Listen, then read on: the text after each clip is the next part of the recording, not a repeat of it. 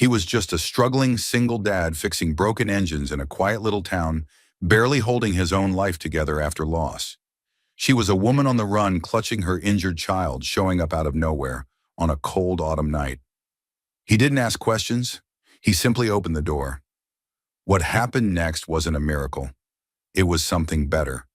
A story of kindness, healing, and the kind of love that finds you when you're no longer looking.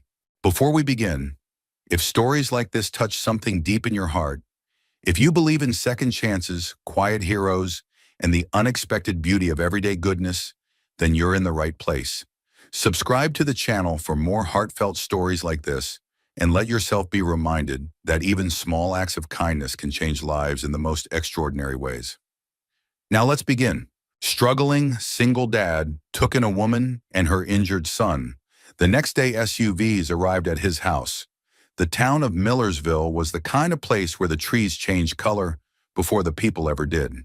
Come October, the maples blazed gold and crimson. The mornings carried the scent of wood smoke, and every porch had a carved pumpkin grinning through the fog. Dan Foster liked the quiet that came with autumn, the way the wind rustled through the leaves just enough to remind you time was moving, but not fast enough to panic. At 39, Dan had aged in a way that didn't show much on his face, but lived deep in his shoulders. Life had taken its toll not through scandal or bad decisions, just the long erosion of grief, hard work, and being the only person left holding it all together. He ran a modest auto repair shop at the edge of town and raised his daughter Ellie in a small cedar house just off Holloway Lane. It had been 2 years since he'd buried his wife. Some wounds don't scab, they simply learn how to ache quieter. That evening, he was late picking Ellie up from her after-school art program. The shop had been a mess. Someone's truck wouldn't start, and the distributor cap had practically fused to the engine. By the time he closed up and wiped the grease off his hands, the sun had started its slow descent, casting long shadows across the back roads. "Sorry, Pumpkin," he muttered as he climbed into his old Ford with a thermos of lukewarm coffee and an apple he wouldn't eat. Ellie didn't mind. She never did. She had her sketch pad and her thoughts and a soul so gentle it made Dan feel unworthy some days. She was waiting on the porch steps of the school, kicking her little boots together, humming something off-key. When she saw him, she waved like he was a hero returning from war. "Hi, Daddy," she chirped, hopping into the truck with her backpack and a painting of a bear holding a balloon. "You always paint animals with balloons," he teased, starting the engine. "Because animals need hope too," she said with complete seriousness, and Dan felt something shift behind his ribs. They were halfway home, the sky darkening fast, and mist rolling off the edge of the woods when he saw her.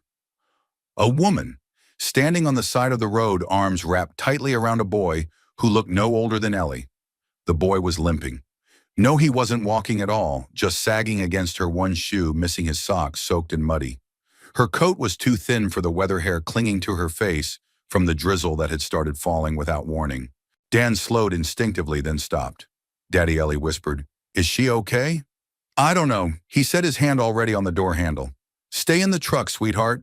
He stepped out, his boots crunching wet gravel. "Ma'am, you all right?" The woman turned, startled. Her eyes were dark, wary. She clutched the boy tighter. "We're fine," she said quickly, but the strain in her voice betrayed her. The boy whimpered softly. Dan looked at the kid's ankle. Swollen. Not broken, but he wasn't walking anywhere soon. "You're not fine," he said gently. "That boy needs to get warm off that foot. There's a clinic 10 minutes from here, but they're closed now. I live 5 minutes up. We've got a couch, hot soup, and a first aid kit." She shook her head. "We can't intrude." "It's not intruding. It's help." The woman hesitated. Her eyes flicked to the truck, where Ellie was now pressing her face to the window, watching them both. The woman's grip on the boy loosened slightly. "My name's Dan," he said. "That's my daughter Ellie. She'll talk your ear off, but she's harmless." The woman took a long breath. "I'm Grace," she murmured. "This is Leo." Leo didn't say anything, just stared at Dan like a wounded animal might, fearful, but too tired to flee. "Come on," Dan said. "Let's get you inside." 15 minutes later, they were in Dan's small living room. Grace sat stiffly on the edge of the couch, eyes scanning the room, as if it might shift into something dangerous. Leo lay curled beneath Ellie's favorite blanket foot, propped up on a pillow, while Ellie offered him her stuffed raccoon so he wouldn't be lonely. Dan knelt beside Leo, gently wrapping the ankle with a cloth bandage. Doesn't feel broken, he said. But you'll want to stay off it. Ice'll help. Grace looked down at her son, then up at Dan. Her eyes were less guarded now, but not by much. Thank you, she said, and Dan heard something in her voice that sounded like surprise. Not gratitude, a surprise that someone might care. I made soup, Ellie announced from the kitchen, her nose barely clearing the counter. You helped open the can, Dan corrected, chuckling. Same thing. Dinner was a quiet affair. 2 bowls of tomato soup, 1 grilled cheese sandwich split in half, and saltines in a chipped bowl. Ellie chattered between bites. Leo didn't speak at all, but his hand stayed clenched around the raccoon. Grace ate slowly, like someone unaccustomed to being fed. When the dishes were done and the kids tucked into makeshift beds on the living room floor, Dan poured 2 cups of tea. He handed one to Grace and leaned against the counter across from her. You don't have to tell me anything, he said. But if you need a ride somewhere tomorrow, I can take you. No questions asked. Grace looked down into the tea like it might give her answers. Thank you, she said again. Then after a pause, it's been a long time since anyone offered anything without asking for something first. Dan didn't reply. He didn't need to. The clock ticked gently in the kitchen. Outside, the wind sighed through the trees. And for the first time in years, the house didn't feel quite so hollow. The next morning arrived with the scent of pine and wood smoke drifting through the cracked window in the living room. Golden light pooled across the floorboards, inching toward the blankets where 2 small figures still slept. Ellie was sprawled on her back, one arm tossed over her stuffed raccoon, her soft breaths a quiet rhythm. Beside her, Leo lay curled into himself, his brow furrowed, even in sleep, as if fighting off dreams he hadn't invited. Dan stood in the kitchen, quietly scrambling eggs in a cast-iron skillet. He didn't usually cook breakfast on weekdays. Ellie was a cereal and milk kind of kid, but something about having guests, especially ones who arrived under such strange circumstances, stirred a sense of duty in him that went beyond manners. It wasn't about being polite. It was about dignity. If someone came through your door, hurt and cold, you fed them. He glanced toward the hallway where Grace had taken the guest room. The door was still closed. She hadn't said much the night before, only the basics. Her name, Leo's, and a quiet thank you that felt like it had to crawl over years of silence to reach her lips. Dan didn't push her. He wasn't a man who demanded stories. If there was one thing life had taught him, it was that people would tell you what they needed when they were ready, and sometimes the telling mattered less than the staying. He plated 2 servings of eggs and toast, poured a cup of weak coffee for himself, and set Ellie's juice glass on the table. Just as he was cutting fruit, he heard the soft creak of the guest room door. Grace stepped into the kitchen, one hand still smoothing the wrinkles from her borrowed flannel shirt. Good morning, Dan said without turning. She looked at the food, then at him as though unsure if it was real. I hope eggs are okay. They're fine, she said, her voice low but clearer than last night. You didn't have to. I know, he interrupted gently. But it's breakfast. And you're here. She nodded slowly, then almost reluctantly sat at the table. There was silence between them, but not the kind that strained. It was the silence of 2 people measuring each other across a chasm of the unknown, where trust wasn't given, but cautiously offered in pieces. Leo's still asleep, she said, as if needing to offer something in return. So's Ellie, Dan replied. She doesn't usually sleep that well. Nightmares sometimes. Grace looked up. Same with Leo. Dan nodded, resting his hands on the back of a chair. How old is he, 7? He's small for his age. He's tough, Dan said. Didn't make a sound when I wrapped that ankle. Grace gave a small, almost imperceptible smile. He's been through a lot. Dan didn't ask what she meant. Instead, he set a folded piece of paper in front of her, a map of the town, and a list of resources, shelters, clinics, even the local library. In case you need options, he said. It's not much, but it's something. Grace stared at the paper. Her fingers trembled just slightly as she picked it up. Thank you, she whispered. You don't even know us. I don't need to. She met his eyes then, and for a long moment Dan saw something flicker there. Not fear exactly, not even sadness. Something deeper, the kind of tired that lived in the bones, the kind of weariness that came from being seen too much by the wrong people and not enough by the right ones. Before either of them could say more, there was a sudden thud from the living room. Leo was sitting upright, blinking in confusion, one leg stuck awkwardly under the blanket.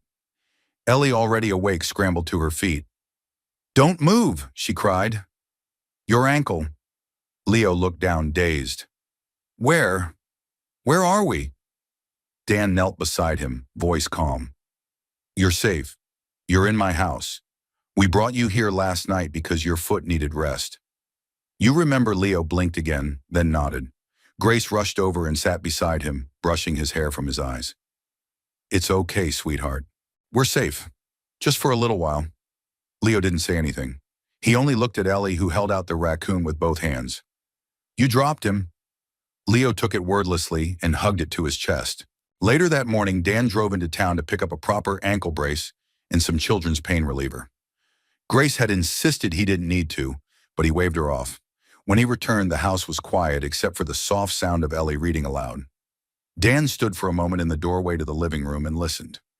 And the bear said, "I thought I was alone in this forest, but then I found your balloon." Ellie turned the page, then looked up at Leo. "Do you want to pick the next one?" Leo didn't answer, but he scooted closer. Dan smiled and stepped back into the kitchen where Grace was rinsing the mugs in the sink. "You didn't have to do the dishes," he said. She shrugged. "I needed something to do." "You're welcome to stay another night, if you want." Grace's shoulders tensed. "Dan, I don't want to cause trouble. You don't know who I am. I know you're a mother. I know your son's hurt. And I know you didn't ask for a thing last night." Grace turned, drying her hands on a towel. "Most people want to know why. Why we're here. Where we came from." "I'm not most people." She studied him again, this man in a faded gray t-shirt, jeans, stained with grease, a quiet strength in the way he filled his own space without pressing into hers. For the first time, she let her guard down just an inch. "We're running from something," she said softly. "From someone." Dan didn't ask who. He just nodded and poured her a fresh cup of coffee. "You've got a place here," he said simply, "for as long as you need it." Grace blinked hard, and for a second she looked like she might cry but didn't. She only reached for the mug fingers brushing his and whispered, "Thank you." In that small, unremarkable kitchen with mismatched mugs and peeling linoleum, something began to shift. Not dramatically, not loudly, but it shifted nonetheless. Sometimes home wasn't a place you returned to. It was a place that waited quietly to be made. That evening, the wind picked up, rustling the pines behind Dan's house and stirring leaves across the porch like restless children. Inside, the small living room glowed with the soft amber light of a standing lamp. The old furnace hummed gently, and a pot of soup simmered on the stove, filling the air with the scent of carrots, thyme, and something almost like comfort. Dan stood at the kitchen counter slicing bread with a quiet focus that masked the tangle of thoughts running through his mind. Grace and Leo had been there barely 24 hours, and yet the atmosphere in his house felt subtly different, warmer, fuller, as if the silence had learned to exhale. Behind him, Leo sat propped on the couch with Ellie beside him, both kids wrapped in mismatched blankets. Ellie was holding a book in her lap, reading aloud with all the gravity of a schoolteacher. Every few sentences, she paused to explain a big word to Leo, who listened attentively, but still said little. That didn't seem to matter to Ellie. She talked enough for both of them. Grace, meanwhile, stood at the sink washing a few dishes, left over from lunch. She had insisted gently but firmly, and Dan hadn't argued. There was something in her that needed the small order of doing something with her hands. A rhythm, a purpose. Dan cleared his throat softly. "Soup's almost done." Grace looked over her shoulder and nodded. "Smells incredible." He offered a small half-smile. "Don't get your hopes up. It's mostly canned stuff and wishful thinking." She allowed a flicker of amusement to pass across her face. "Well, your wishful thinking beats anything I've cooked lately. You strike me as someone who knows her way around a kitchen." Her hand hesitated on a plate. "I used to," she said quietly. Dan didn't push. He only turned back to the stove and began ladling the soup into bowls. There were three, the only matching set he owned. For a moment he stared at them, unsure. Then he opened the cupboard, pulled out a fourth, and set it beside the others. At the table, the kids clambered into their chairs with the clumsy enthusiasm only children have. Leo sat close to Ellie but didn't make eye contact. Ellie chatted as she unfolded her napkin. Grace approached slowly, wiping her hands on a dish towel. When she saw the fourth bowl, she paused. Dan looked up. "You hungry?" She nodded once, then took the seat across from him. They began to eat. The first few minutes were quiet, filled only with the clink of spoons and occasional slurps. Ellie swung her legs under the table and peppered Leo with soft questions: his favorite color, his favorite dinosaur, whether he liked peanut butter. He answered a few in near whispers, but something about her curiosity softened him. Soon he was leaning in to hear her better, his spoon forgotten. Grace watched them with a complicated look, equal parts gratitude and grief. Dan saw it. He didn't name it. Instead, he asked gently, "You two on your way to somewhere specific?" Grace looked at him, then down at her bowl. "We were," she said, "but plans changed." Dan nodded. "Well, this town isn't much, but it's got good people, and the coffee's decent if you know where to look." She smiled faintly. "Do you always bring strangers into your home?" "No," he said, "only the ones with brave little boys and mystery in their eyes." Grace's smile widened a fraction, then fell just as quickly. "I'm not running a scam, Dan," she said, her voice suddenly sharper. "I'm not here to take advantage of your kindness. I know that. You don't even know who I am. I don't need to. I know enough." "Do you?" He met her gaze steady and unflinching. "You're someone who protects her kid. Someone who doesn't ask for help unless she's cornered. Someone who doesn't trust easily, but still says thank you when it counts. That's enough for me." Grace swallowed hard, then looked away, blinking fast. She reached for her water glass and took a sip to steady herself. Leo, unaware of the tension, suddenly spoke up. "Miss Ellie said I can sleep with her raccoon tonight." Dan glanced at his daughter. She offered. Ellie nodded solemnly. "He gets scared sometimes, and he doesn't snore. Leo can borrow him." Dan gave her a look. "Didn't you say last week that raccoon was your most precious nighttime companion?" "I can share," she said with a shrug. "You told me that's what good people do." Dan's heart caught in his throat. Grace looked down at her son, eyes glistening. After dinner, the kids returned to their blanket fort on the floor. Dan cleaned up the table while Grace quietly dried dishes again. The rhythm between them was almost domestic, and it scared her more than she expected. She broke the silence. "You shouldn't get used to us being here." Dan wiped a dish. "Why not? Because we won't stay. We can't." He turned to her, leaning his weight on the counter. "Is someone looking for you?" She hesitated. "You don't have to tell me. Not now. But if someone's after you, if you're in danger, I need to know." Grace looked away. "It's complicated." Dan nodded slowly. "Most things worth protecting are." She didn't respond, but she didn't walk away either. Later that night, as the kids drifted into sleep under their blanket, Fort Dan sat on the porch steps, coffee cup in hand, watching the stars try to punch through a thick veil of clouds. The night was colder now, the kind that made you pull your jacket tighter and your thoughts closer. He didn't know what Grace and Leo were really running from, but he knew this much: the house had been empty too long.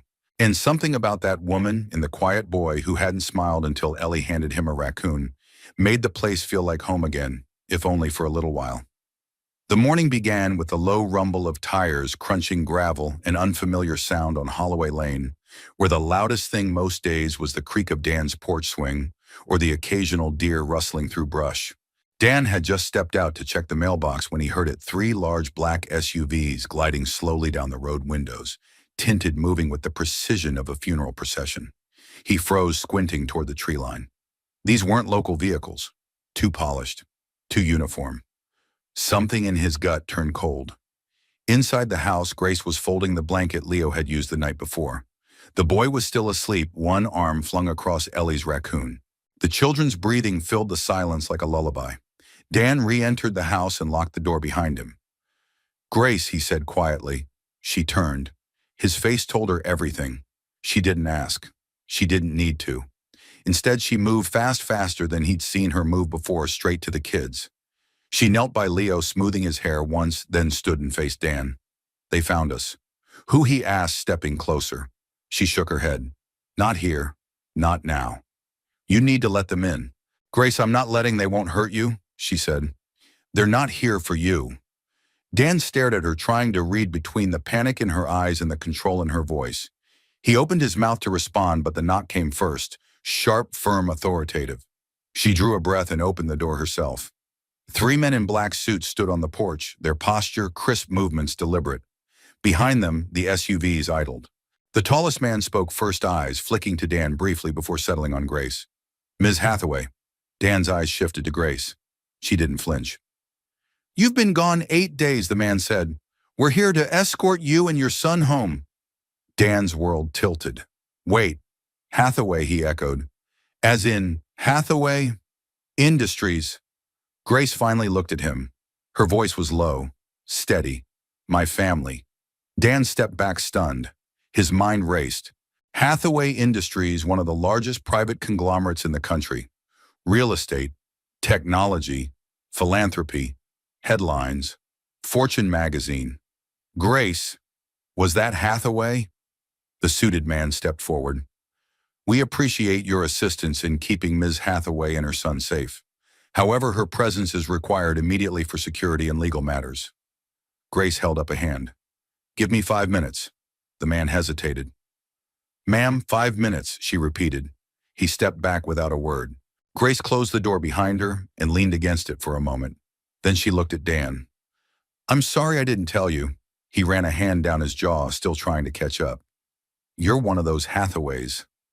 I was, she said quietly. I left. Why? Because they were planning a future for Leo I couldn't accept. They don't see him as a boy. They see him as a legacy, a name, a deal to leverage. Her voice cracked. I had to get away. I didn't know where else to go. Dan exhaled hard and looked down the hallway where the children still slept. You could have told me. I didn't want to ruin it, she said. The quiet, the normal. I didn't want you to look at me like a story in a magazine. He looked up at her then, and she saw it. The flicker of hurt, not from betrayal, but from the distance she had kept between them. You stayed because you wanted Leo safe, he said. Grace nodded. And because. Maybe for a second it felt like home. She nodded again slower. Outside, the SUV still hummed. The men hadn't moved. What happens now, he asked. I have to go, she said. If I don't, they'll keep looking. And the longer I run, the harder it'll be for Leo. She turned her eyes to his. But I'll never forget what you did for us. Dan's throat tightened. Grace moved past him and went to wake Leo. Ellie stirred too, her curls, messy eyes squinting in the morning light. You're leaving, she asked, voice small. Leo nodded, not meeting her eyes. Ellie pulled the raccoon from her blanket and pushed it gently into his hands. He's for you now, she said. Dan stood in the doorway as Grace led Leo outside. The suited men stepped aside and she helped her son into the back seat. Then she paused and turned. One final look. Dan raised his hand in a quiet wave. Grace touched her heart. The SUVs pulled away. And just like that, the house was quiet again. Too quiet. That evening, Dan sat on the porch, mug of coffee going cold in his hand. Ellie sat beside him, kicking her legs, a sketchbook in her lap. She was drawing again. A house, 4 stick figures, a raccoon. Are they coming back? She asked. Dan didn't answer for a long time. Then he said, I don't know, sweetheart. She looked up at him. I hope they do. Dan looked out at the road where the taillights had disappeared that morning. So did he. The house hadn't changed, but everything inside it felt different. It had only been 2 days since the SUVs disappeared down Holloway Lane with Grace and Leo inside, but Dan could still hear the silence they left behind. It wasn't the peaceful, solitary kind he used to find comfort in. This was different, hollow, uneven, like something essential had been peeled away, leaving the rest of the house tilting to one side. He found himself standing in the living room more than once without remembering why, looking at the couch where Leo had rested his ankle at the blanket Ellie had insisted on lending him. The raccoon was gone, of course. Ellie had insisted Leo keep it. She said he looked like someone who needed a forever friend, Dan had told himself, trying to smile when he folded the blanket back into the linen chest. But the smile never made it to his eyes. Ellie had drawn 5 pictures of Leo since they left. Each one was taped to the fridge with care. In one, Leo was flying a kite. In another, he was building a fort made of pillows. In the last one, she'd drawn them all, her Dan, Grace, and Leo standing together under a big oak tree. She labeled it Our Autumn Day. Dan couldn't bring himself to take that one down. He'd always believed his life was meant to be quiet, stable, routine, that if he just kept his head down, worked hard, and did right by his daughter, that would be enough. But now he wasn't so sure. Late Wednesday afternoon, Dan stood outside the auto shop, wiping his hands on a rag as the last of the customers pulled away. He had replaced a radiator, rotated tires, and diagnosed an electrical issue all in a daze. He kept expecting to look up and see Grace walking down the gravel drive, Leo trailing behind her, maybe carrying one of Ellie's art kits. But there was no one, just wind and the hum of distant traffic.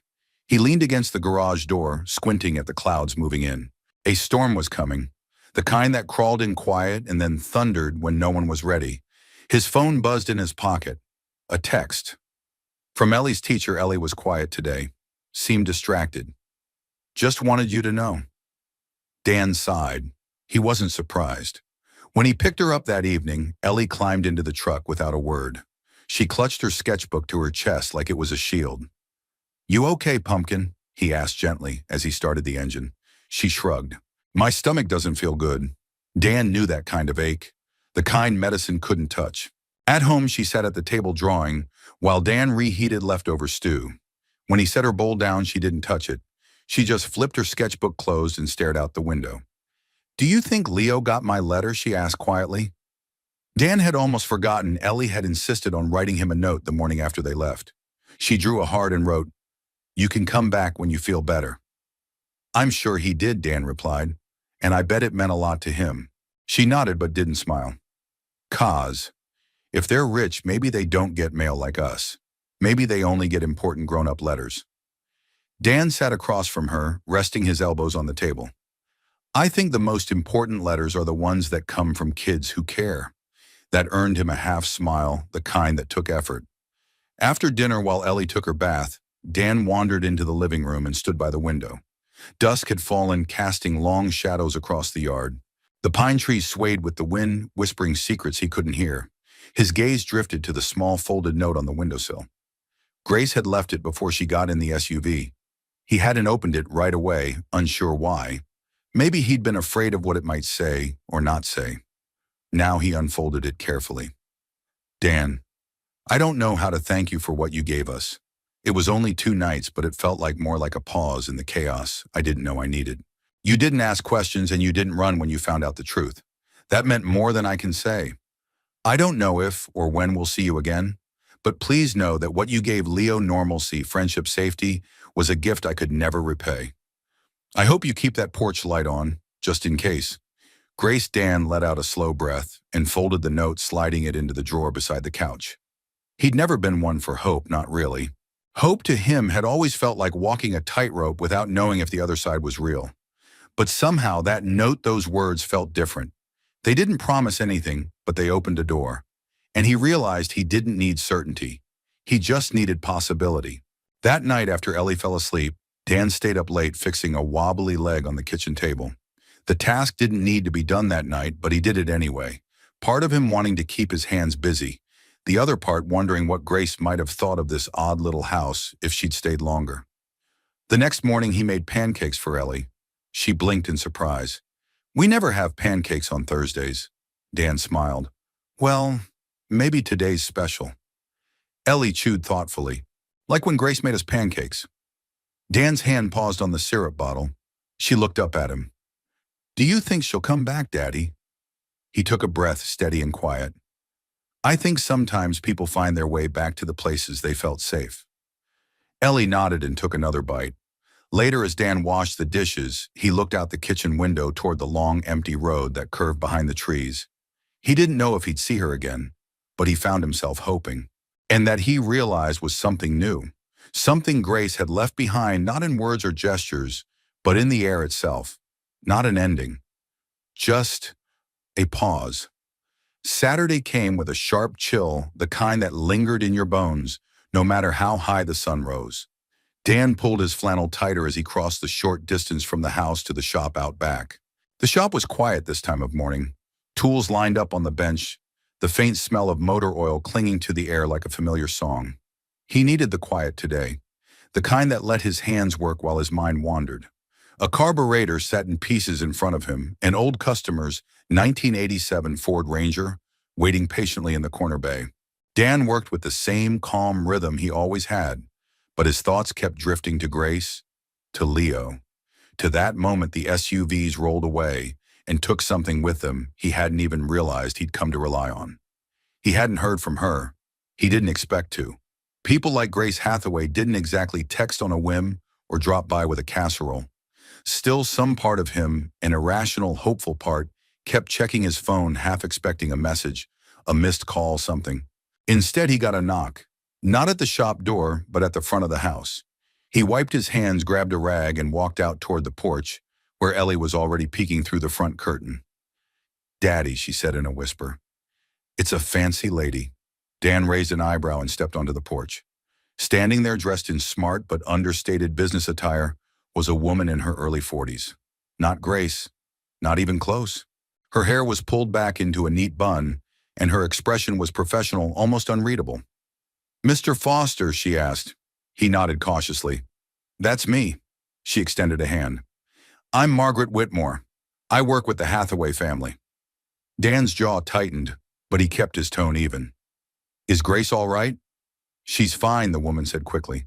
"She asked me to deliver this personally."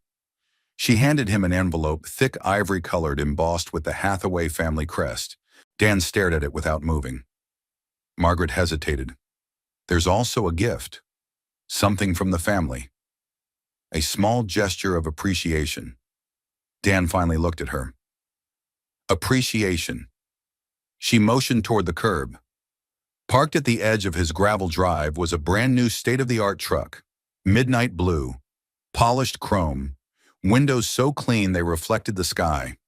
"It's yours," she said. "No strings attached." Grace didn't request this, the family did. Dan stared at the vehicle. He didn't move. Didn't blink. "May I ask a question, Ms. Whitmore?" "Of course. Do they always try to repay kindness with horsepower?" She blinked, caught off guard. "Excuse me." Dan folded his arms, still holding the envelope. "I didn't take Grace in because I thought someone would buy me a new truck. I did it because she was cold, tired, and scared, and because her son was limping through a rainstorm." Margaret's expression shifted only slightly, but it was enough. A flicker of discomfort. "Maybe even shame. I understand," she said softly.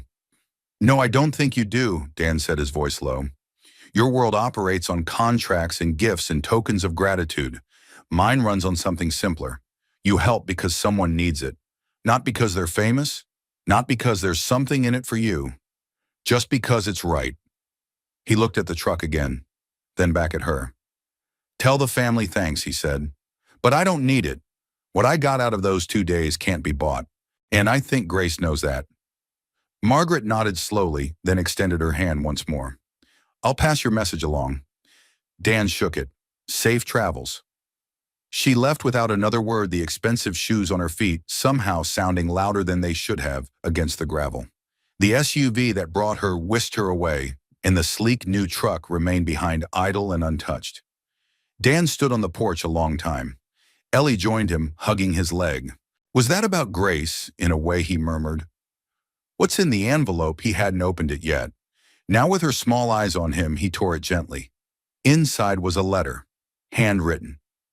"Then I didn't know my family would do that. I didn't ask for a truck or a messenger or any kind of thanks. I just wanted to say this in my own words, even if I couldn't find the right ones. I miss the quiet of your kitchen, the smell of your shop, the way Ellie made Leo laugh like he hadn't in months. I can't give you promises. Not yet. But I'm working toward a life I can be proud of, one I can choose, not one that was chosen for me. And if I get there, I hope you'll still have a place for us at your table." With more gratitude than I can say, Grace. Dan folded the letter and placed it gently in his back pocket. Ellie looked up at him. "Is she coming back?" "I don't know," he said honestly. "But I think she's trying."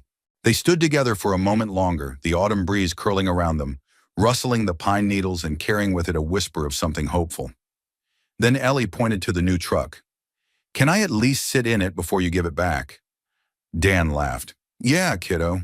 I think that's allowed." They walked toward it together, side by side, and behind them on the porch the envelope remained just a piece of paper, but somehow heavier than steel. The Saturday after Margaret Whitmore's visit passed with an eerie calm. Dan returned the truck on Monday morning, driving it 30 miles to the nearest Hathaway regional office and handing the keys to a stunned receptionist. He didn't ask for a receipt. He didn't wait for a thank you. He just walked back to the bus station, hands in his jacket pockets, and took the long way home. But something had changed since Grace left. Not the air, not the house, Dan himself. The space Grace and Leo had occupied hadn't just been physical, it had shifted the rhythm of his days, softened the corners of his routine. He missed the way Grace hovered near the sink like she didn't want to take up space, but couldn't help making it warmer. He missed the way Leo leaned into Ellie's stories even though he barely spoke. And above all, he missed the feeling that something unexpected and quietly beautiful was unfolding. Tuesday afternoon, Dan pulled a small package from the mailbox. No return address. Just his name written in a neat, looping script he recognized instantly. Inside was a soft children's book, The Bear and the Balloon. Ellie had read it to Leo that second night. Tucked inside the back cover was a single sentence written in pencil. Sometimes it takes a journey to know where you belong. Dan sat on the porch steps with the book in his lap, sunlight slanting through the trees. His fingers traced the edges of the worn pages. A story about a lonely bear who follows a red balloon across the forest, meeting animals who need help along the way. The bear keeps thinking he's chasing something for himself, but when he finally catches the balloon, it pops and he realizes he never needed it. He had already found his place in the act of helping. That evening, Ellie helped Dan pack lunches for the next day. She hummed as she worked, folding the napkins into clumsy triangles and carefully labeling each sandwich bag. "Do you think Leo reads the books I sent him?" she asked. Dan smiled gently. "I bet he does. I think he's brave," she said, "but not the loud kind, the quiet kind like you." Dan swallowed the lump in his throat. "Yeah," he said softly, "the best kind." Ellie bit her lip. "If I keep drawing him pictures, do you think that's a way to help him not forget us?" "I think it's the perfect way," he said. "Sometimes the things we make with our hands are what stay in people's hearts the longest." On Wednesday, Dan took Ellie to the library after school. She darted toward the children's section while Dan lingered in the nonfiction aisle, pretending to browse while his mind wandered. The place was nearly empty the way small-town libraries usually are in late fall. The quiet was comforting, familiar, until he saw her, not Grace. A woman standing near the community board pinning a flyer with a trembling hand. She was young 20s, maybe wearing a thin sweater and jeans a size too big. Her eyes were red, her hair unbrushed, clutching the hand of a toddler who kept trying to reach for the donation jar beside the circulation desk. Dan didn't approach her. He didn't want to scare her. But he watched as the librarian, a sharp-tongued older woman named Mabel, spoke gently to the young mother, offered her a list of local shelters, even handed her a paper bag filled with snacks. And that was when Dan felt it again, that familiar pull low in the chest, like something asking to be answered. On the walk back to the truck, Ellie chattered about the 3 new books she'd borrowed, but Dan's thoughts lingered elsewhere. "Daddy?" she asked, tugging his sleeve. "Yeah, you're being quiet." He smiled down at her. "Just thinking. About the girl with the baby." He raised an eyebrow. "You saw her too." Ellie nodded. She looked like Grace. Dan blinked. She hadn't. Not really. But Ellie wasn't talking about appearances. She was talking about the weight in the woman's shoulders, the fear in her silence, the exhaustion of someone who had nowhere else to go. That night after Ellie went to bed, Dan pulled out a legal pad and started writing. It wasn't a letter. It wasn't even meant for Grace. It was a list. Ideas for a community garage night, free oil changes for single parents, partner with local food bank, invite library for kids' story corner, maybe get volunteers from the high school auto class. He stared at the list, tapping the pen. He didn't have wealth. He didn't have pedigree or power, but he had tools. He had time. And he had the memory of a woman standing on the side of the road clutching a child in the rain, and how everything changed because he stopped.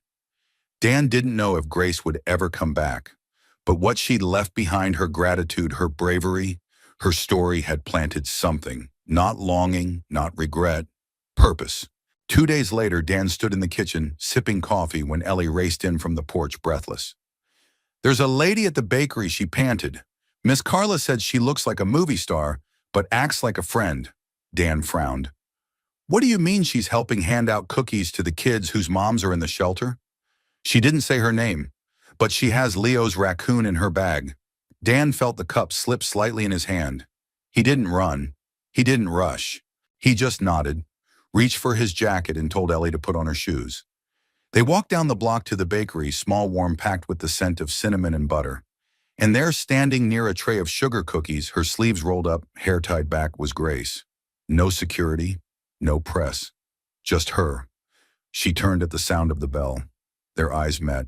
No words, just breath. Then a slow, cautious smile. Grace stepped forward, not with apologies, not with grand declarations, but with the quiet certainty of someone who'd walked a long way to get back to where she belonged. Dan reached into his pocket. He didn't know why, but he still carried the note she left behind. And now he finally understood what she meant. Please keep the porch light on. She had seen it, and she'd come home. The bell above the bakery door jingled a second time, softer than the first, as Dan and Ellie stepped inside. Warmth hit them immediately, oven heat, sugar, cinnamon, vanilla. But that wasn't what made Dan's heart stop. It was the sight of Grace. She wore no makeup, no designer coat. Her sleeves were dusted with flour, her hair twisted in a loose knot like she hadn't looked in a mirror all day. And yet to Dan, she had never looked more beautiful. Grace met his eyes across the room, not with surprise, with recognition, a quiet knowing. She'd come to find them. Ellie didn't wait. She bolted forward, arms wide.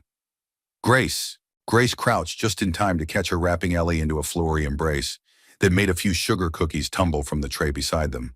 She laughed, really laughed, and Dan heard in that sound the release of something long held too tightly. I missed you, Ellie whispered against her shoulder. I missed you more, Grace said, holding her close.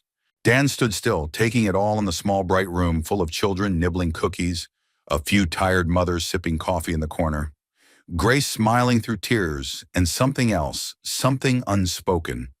The feeling that this wasn't just a visit. This was a return. When Grace finally stood, Ellie clung to her side like ivy on a porch post. Dan took a few steps forward. You're here, he said.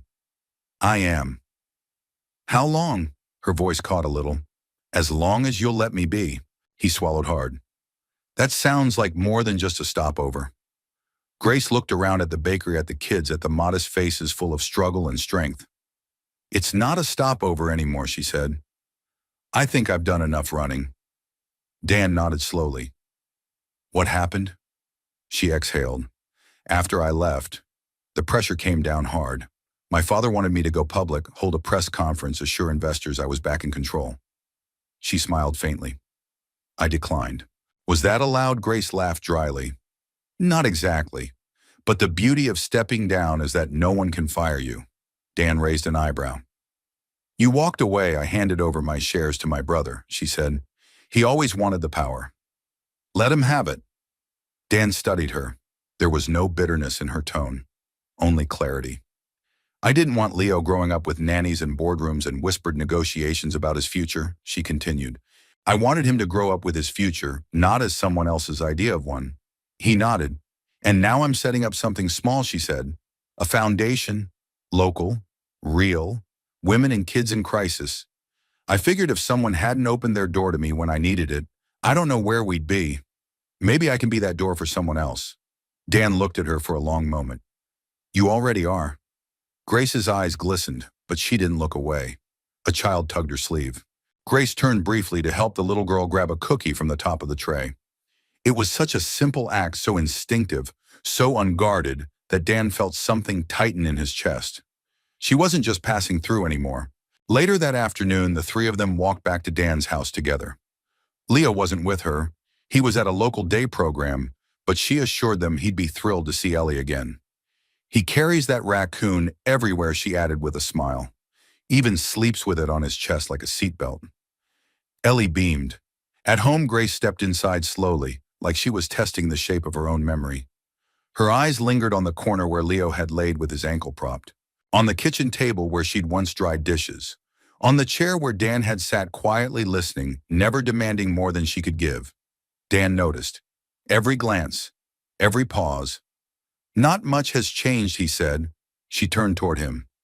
No, she said softly. But I have. He offered a small smile. Me too. They didn't speak for a moment, just stood in the quiet comfort of a space that no longer felt like his or hers, but somehow already theirs. Ellie tugged Grace's hand and pulled her toward the fridge. Look, she said, pointing at the drawings. Grace bent down, eyes widening. There were at least 6 of them now, crayon portraits of her, of Leo, of raccoons, of porch lights and stars. One showed all 4 of them standing under a tree with red and gold leaves. Across the top, Ellie had written in shaky but bold letters, "When we were all together." Grace brought a hand to her mouth, blinking back tears. "These are beautiful." Ellie grinned. "You can add one now." Grace turned to Dan. "I don't know what to say." "You don't have to say anything," he replied. "You're here. That's enough." She hesitated. "I still don't know where I belong, Dan." "Not exactly. But this feels like a beginning." He nodded slowly. "Then let's start from here." That evening, Dan lit the old fireplace for the first time that season. The warmth spread quickly through the living room, mingling with the laughter of two children retelling stories about raccoons who drive trucks and bears who bake pies. Grace curled up in the armchair, a blanket around her knees, holding a cup of tea with both hands. Dan sat across from her, his elbows on his knees, watching the flames flicker. "I kept the porch light on," he said quietly. She smiled and her voice came back, just as soft. "I saw it." Outside, the leaves rustled gently under the moonlight. The road was still. The house, for the first time in a long while, didn't feel like it was waiting for something. It felt full. Grace wasn't just a visitor anymore. She was home.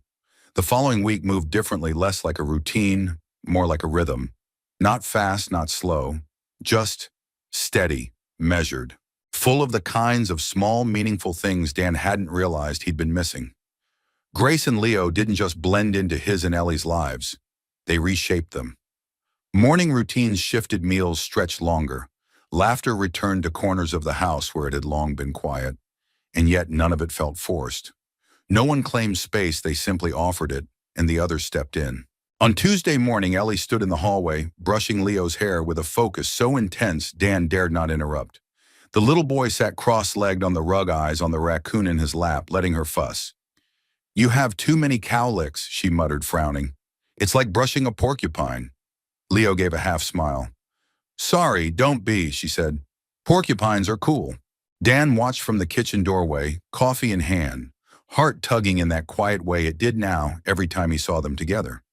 It wasn't just that Leo trusted Ellie, it was the way she responded, as if some part of her too had been waiting for him. Grace stepped beside Dan, holding a bowl of cut fruit. She leaned on the doorframe and smiled. "They've figured each other out," she said. "They have. Better than most adults." Dan chuckled. "Don't I know it?" She paused, then turned to him. "I keep waiting for the other shoe to drop."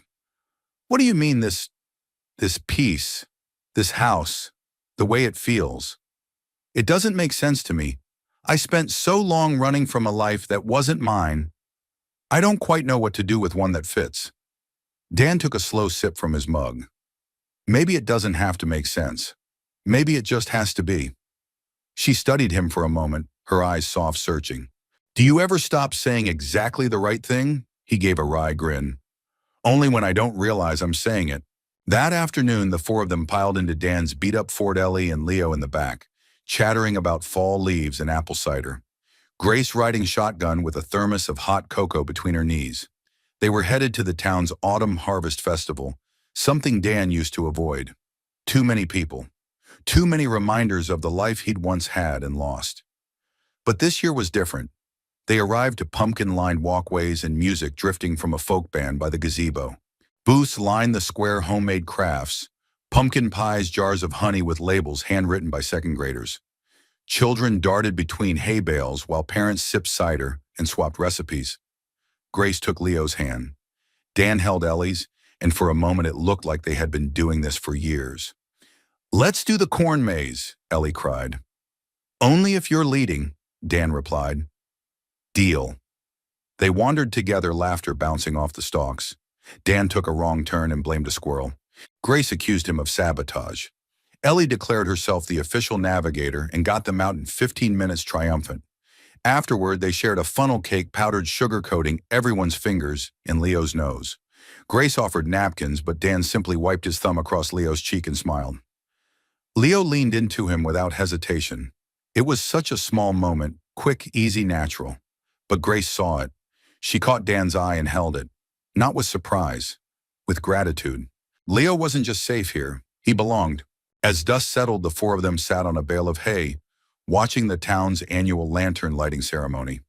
Hundreds of paper lanterns glowing with soft golden light were passed from hand to hand. One by one, they rose into the cooling sky, drifting upward like soft-voiced prayers. Ellie clutched her lantern tight. "Can we write something on it?" Dan nodded. "If you want." She bent over with her marker tongue between her teeth, writing carefully.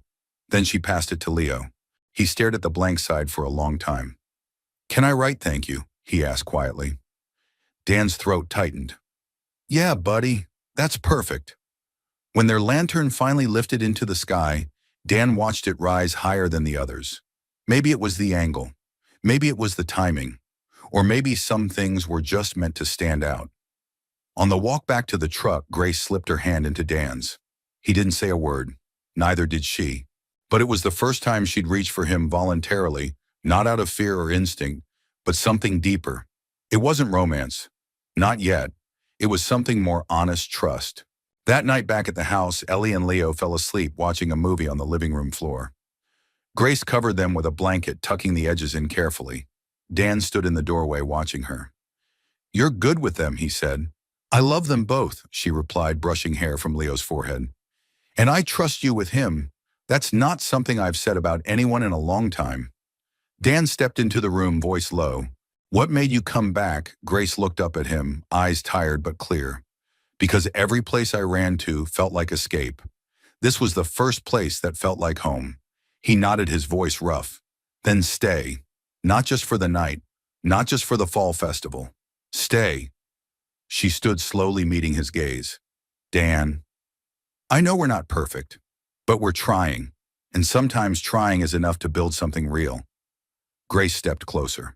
"I want Leo to grow up where kindness isn't just a story," she said. "Where people show up. Where porch lights mean something." Dan's hand found hers again. "Then let's build that," he said. "One day at a time." They stood in the glow of the fireplace, the soft crackle of embers filling the silence between them. And in the other room, two children slept safe, warm, wrapped in the kind of love no fortune could buy. A family not by blood, but by choice. The mornings in Millersville had turned crisp cold enough for breath to linger in the air, warm enough for sweaters instead of coats. The change in season was subtle, but Dan felt it in more than just the wind.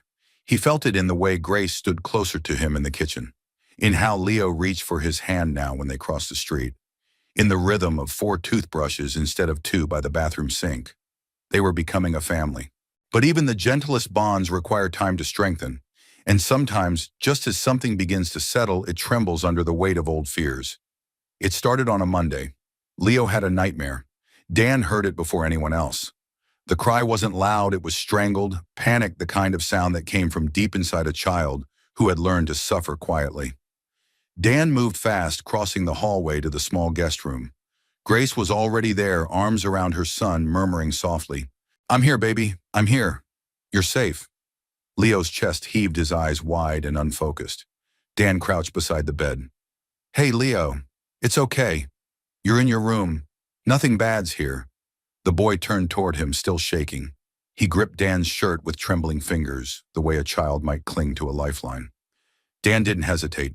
He scooped him gently into his arms like he had with Ellie 1,000 times before. Grace followed them into the living room, where Dan settled into the worn armchair, with Leo curled against his chest. They sat in silence for several minutes, the fire in the hearth throwing soft orange light across the floor. "He was dreaming about the house," Grace whispered from the edge of the couch. "The old one. With my father." Dan's jaw tensed. Grace stared at the flames. "My father never hit him. He didn't have to. His expectations were like steel bars, always watching, always measuring. He used to talk about Leo like an asset, as if he were a company being groomed." Dan looked down at the boy, slowly relaxing in his arms, the tension fading from his shoulders, sleep tugging at him again. "No child should feel like they have to earn love," he said quietly. Grace's voice broke. "That's why I left. That's why I ran. You did the right thing." She nodded slowly, tears catching in her lashes. Later, after they tucked Leo back into bed, Grace lingered in the hallway. "I've been thinking," she said, "about staying." Dan turned toward her. "You are staying. I mean, really staying. Buying a place here, starting fresh, Enrolling Leo in school? Dan stepped closer. That sounds like something permanent. It is, she said, but it scares me. Why? Because what if I fail again? What if the people I'm trying to protect get hurt anyway? What if this, she gestured between them, is too fragile? Dan took her hand. Grace, nothing worth building is easy. But this isn't fragile. You're not alone this time. You don't have to carry everything by yourself. She didn't say anything, just leaned forward and rested her forehead against his chest. And Dan stood there holding her, letting the silence speak for them both. The next few days passed quietly. Grace visited the community center she was helping fund. Dan returned to the shop but kept his hours light, finding himself looking at the clock more often, wondering what Leo and Ellie were doing, whether Grace had eaten lunch, whether the house felt different without the hum of tools echoing through it. On Thursday evening, as the sun dipped below the hills, Dan came home to the smell of baked apples and cinnamon. Grace had tried a new recipe. One of the old women from the church had passed it along during the community potluck the week before. She wasn't a confident baker, but the smile she gave Dan as he walked in the door told him she had needed to try. The kids sat at the table, faces dusted with sugar, debating which superhero would be the best pie maker. Dan kissed Ellie's forehead, then turned to Leo. You look like someone who won a contest. Leo grinned. I ate too. Grace narrowed her eyes playfully. We're pretending it was just one. They all laughed, and Dan felt it again, that still golden sense of rightness, of place. But just as quickly something shifted. Leo froze mid-bite. His eyes darted to the window. Dan followed his gaze. A dark sedan had pulled up along the curb. Not one of the black SUVs, but sleek, clean, out of place in this town. Grace stiffened. Do you recognize it? Dan asked. She nodded. It's my father's driver. Dan stepped toward the door, but Grace grabbed his arm. Let me, she said, her voice steadier than he expected. She walked out onto the porch as the man in the suit stepped from the car. He was older than Dan, with silver hair and a familiar sort of stiffness in his spine, like a man who had spent his life being obeyed. He didn't smile. Miss Hathaway, Grace, she corrected. Your father requests a meeting. She folded her arms. He can make requests. I don't take orders anymore. There was a pause. Will you reconsider? He says the company is missing your voice. Then maybe it needs less noise. The man didn't react. He handed her an envelope and returned to the car. Grace stood there for a moment, the envelope clutched tightly in her hand. Then she dropped it into the mailbox unopened and walked back inside. Dan watched her carefully. You okay? She nodded. It's done. It has to be. Are you sure? Grace took his hand, fingers lacing through his. He had power over me because I was always chasing something, proving something. But I'm not chasing anymore. He brushed a strand of hair from her face. What are you doing instead? Choosing, she said, and I'm choosing this. Dan didn't need to say anything. He just held her hand and pulled her gently into the warmth of the house, where the scent of cinnamon lingered, and two children laughed without fear. It wasn't perfect, but it was real. And for the first time in years, that was more than enough. It was the first truly cold morning of November. Frost glazed the porch railings, turning every wooden slat silver under the rising sun. Dan stood outside, coffee mug in hand, watching his breath cloud in the air. He'd always loved this time of year before the snow fell, before the holidays swelled with their ache of memory. It was a quiet season, the space between, but today didn't feel quiet. He felt it before he saw it, a stillness, a tension in the house, like someone had exhaled and forgotten to breathe in again. Inside, Grace was folding laundry, but her movements were stiff, measured. Leo sat on the couch watching a cartoon, but his body was curled tight around the raccoon Ellie had given him, his eyes barely on the screen. Ellie, sensing something, the way only children do, had gone quiet too. Dan walked in slowly, setting the mug down. Something happened. Grace didn't look up. I got a letter, not from my father, from his attorney. Dan's pulse kicked up. What does it say? She set down a towel. He's filing for emergency visitation rights. With Leo. Dan blinked. What? Grace nodded. He claims I'm mentally unfit, that I've distanced my son from necessary care and family oversight. Dan stepped forward. That's Grace, that's a lie. I know, she said, voice tight. But he's powerful. And he knows how to make lies look like concern. Dan's fist clenched. You don't have to face this alone. I'm not, she said. Not anymore. But that doesn't make it less terrifying. She finally looked at him then, and he saw it, the fear she was trying so hard to hide. Not fear for herself, for Leo. I can fight this, she said. I will. But it means we'll be watched. There'll be home visits, interviews, maybe even a custody hearing. Dan didn't flinch. Then we'll clean the place up and answer their questions. You'd be okay with that, Grace. If I cared about appearances, I wouldn't be raising a 6-year-old in a house with a duct-taped coffee table. She gave a soft, broken laugh. I love that coffee table. He moved toward her, sliding his hand into hers. He won't win. Not this time. The next week was a blur. A social worker showed up unannounced one morning, clipboard in hand, eyes sharp but not unkind. She spoke to Grace, to Dan, to Ellie. She spent 30 quiet minutes with Leo, who said little but showed her his favorite book and the raccoon he slept with every night. After she left, Dan found Grace in the hallway, hands trembling. She asked me if I had a support system, she whispered. I almost laughed. 6 months ago I didn't. And now I do. He didn't say anything, just wrapped his arms around her and held her there steady as the ground she stood on. A week later, they received notice of a formal custody review. The court date was set 3 weeks out. Grace didn't cry, but she stopped sleeping. Dan noticed her awake at 2 a.m., curled on the couch, staring out the window like she was waiting for something, some answer that hadn't yet arrived. Talk to me, he said gently one night. She didn't turn to him. I keep thinking, what if I lose him? What if they decide I'm too unstable, too impulsive? What if all the running I did becomes proof I shouldn't have him? Grace, she turned, eyes full of quiet panic. I've seen mothers walk away, he said. You didn't. You ran toward something better, toward safety, toward him. She shook her head. But what if that's not enough? Dan moved to the couch, sat beside her. Then we show them what is. The love in this house. The joy. The routine. The way Ellie and Leo read to each other. The fact that the raccoon has its own toothbrush. We show them this life. Grace looked at him. You really believe we can win? He nodded. I believe you've already won. The rest is just convincing them. A few days before the hearing, a letter arrived. Not official, personal, handwritten. Dan brought it in with the mail and placed it in Grace's hand. She opened it slowly, then stared at the contents for a long time. He waited. It's from my brother, she said finally. Andrew. Dan remembered the name, the one who had taken over the company, the one who'd always played by their father's rules.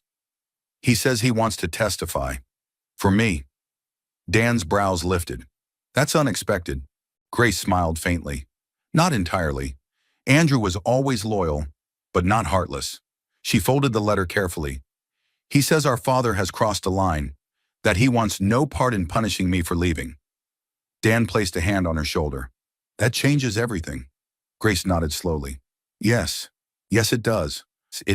That night after dinner, Grace took Leo outside with a lantern and 2 small candles. The stars were out bright and wide, and the wind was gentle for once. Ellie ran ahead, showing Leo how to balance the candle without letting the flame flicker out. Dan watched from the porch, arms crossed, heart so full it ached. Grace came up beside him. He's smiling again. Dan nodded. He looks like a kid, not an heir. She laughed softly. Exactly. They stood together, watching their children light up the night. And in that moment, Dan realized something. This wasn't just a home. It was a haven. A quiet fortress built not with stone or wealth, but with kindness, with presence, with trust. And tomorrow, when they walked into that courtroom, they wouldn't walk in broken. They would walk in whole, together. It was still dark when Dan woke on the morning of the hearing. The house was quiet, not with tension, but with intention. The kind of silence that settled in just before something important, something life-changing, the way snow quiets the earth before the first light breaks through. Dan sat on the edge of the bed, feet touching the cold floor. He didn't rush. He let the moment sink in. Today they would walk into a courtroom. They would speak, answer questions, and hand over their hearts to a system that didn't always see hearts. But they wouldn't walk in alone. When he entered the kitchen, Grace was already there, hair brushed, smooth, eyes soft but determined. She wore a simple navy dress, nothing flashy. Just enough to say, I'm steady. I'm ready. Dan offered her a mug of coffee. She took it with both hands, their fingers brushing. They didn't speak much over breakfast. Ellie helped Leo with his socks. Dan straightened Leo's collar. Grace packed tissues just in case. At 8:00 a.m., they walked out the door together. The courthouse was small, just a few brick rooms and a second-floor courtroom that smelled faintly of paper and old wood. The bench was polished but worn like everything in Millersville, modest, honest, used. Leo gripped Grace's hand. Ellie sat beside him in a navy cardigan and purple headband, clutching her sketchbook to her chest. Dan stood tall, the calm center of it all, his presence anchoring the space between them. When Grace was called, she stood without trembling. Her voice, though soft, did not waver. She told the judge about the fear, the running the moment Leo twisted his ankle in the woods, and how they ended up on Dan's porch cold, desperate, and without expectation. "I thought no one would open the door," she said. "But he did. And he didn't ask for explanations. He just helped." She paused. "And when I left, I realized I'd left the first real home Leo had ever known." Dan watched her closely. Every word she said she'd lived. That was the power in her voice. It wasn't a performance. It was the truth, unvarnished and brave. Then Andrew spoke. Grace's brother suit and all but softer than Dan expected. He spoke clearly, their father's influence, his manipulation and the way he used control in place of care. "My sister," Andrew said, "has done more for Leo with less than our father ever did with everything." Dan was next. He hadn't prepared a speech. He wasn't the speech-making type. So he just told the story. About the knock on a cold night. About a frightened boy and a mother who wouldn't let go. About how sometimes doing the right thing wasn't about fixing something. It was just about staying when someone needed you. He looked at the judge. "I'm not Leo's blood, but I'd show up for him every day of my life. And I know Grace would too." The judge didn't speak for a long time after the testimony ended. He looked over paperwork, then at the people before him. Not a headline family, not a scandal. Just 4 people trying to become something whole. At last he said, "Petition for sole custody is granted to Ms. Grace Hathaway. Visitation by the grandfather is denied on the grounds of demonstrated emotional harm and control." And just like that, it was done. They didn't cry until they reached the parking lot. Grace stood under the wide gray sky, arms wrapped tight around Leo as tears slipped down her cheeks. Dan pulled Ellie close, his hand resting on Grace's back. "I thought I'd feel relief," she whispered. "But this feels like something else."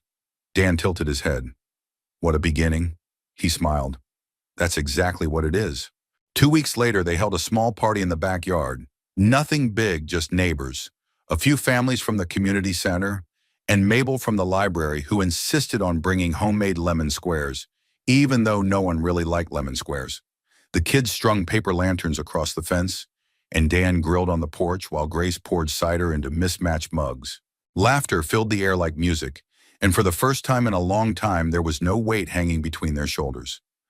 Grace stood beside him, her hand brushing his as she passed him a plate. "You still keep that porch light on?" she asked, teasing. "Always," Dan replied, "just in case." She smiled. "Good." They didn't need to say what came next. It was already unfolding. That night, long after the last guest left and the kids had fallen asleep under a blanket fort in the living room, Dan and Grace sat on the porch swing. The moon was high, the wind quiet. "Do you ever think," she began, "how different everything would have been if you hadn't opened the door that night?" He nodded. "All the time." Grace turned to him. "Why did you?" Dan thought for a long second, then looked at her with a quiet smile. "Because you knocked." She laughed low and warm and leaned her head on his shoulder. They rocked in silence for a while, the porch light glowing above them. And as the night deepened and the stars pressed gently overhead, Dan realized something that surprised him. He wasn't just grateful that Grace had come back. He was grateful that somewhere deep in her heart, she'd believed someone like him would care enough to answer. In a quiet town with a house full of warmth, the light stayed on. Not because someone was lost, but because at last they were home. We'd love to hear from you. Where in the world are you watching from? Drop a comment below and let us know. Your stories and thoughts mean so much to us. And if this story touched your heart, don't forget to subscribe to the channel. We share more stories just like this, full of hope, healing, and the quiet strength of everyday people.